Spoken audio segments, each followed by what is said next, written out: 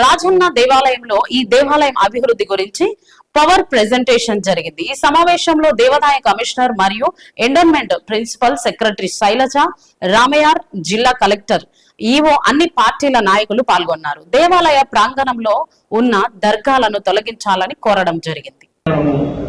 ధర్మానుసారం అవన్నీ హిందూ దేవతలకు హిందూ విగ్రహాలకు హిందూ దేవాలయానికి వర్తిస్తుందా? దర్గాలో కూడా ధైర్యం లేదా మీ దగ్గర? మీరు ఎందుకే మనం ఆగమ శాస్త్రం పండితారుగా? ఈ ఆగమ శాస్త్రంలో ఏ సాంప్రదాయం కదా ఒక దేవాలయం ఒక దర్గా మసీద్ అది దర్గా ఉండాలని ఎక్కడుంది?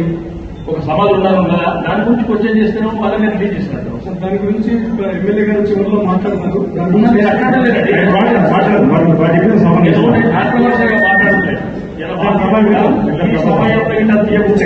జీవితంలో ఎలాంటిగా ప్రాబ్లం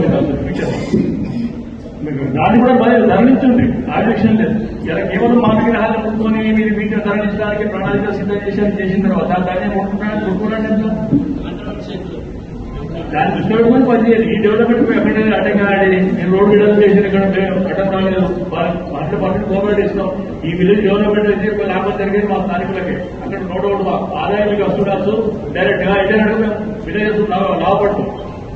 కానీ కేవలం ఒక హిందూ ఆర్గనైజేషన్ హిందూ ఐడల్స్ విగ్రహాలను డిస్టర్బ్ చేసి దాన్ని ఏమాత్రం ఒప్పుకోకుంటే చాలా కాంట్రవర్సీ అయితే దయచేసి దాన్ని కూడా గౌరవించడం కోరుతాం.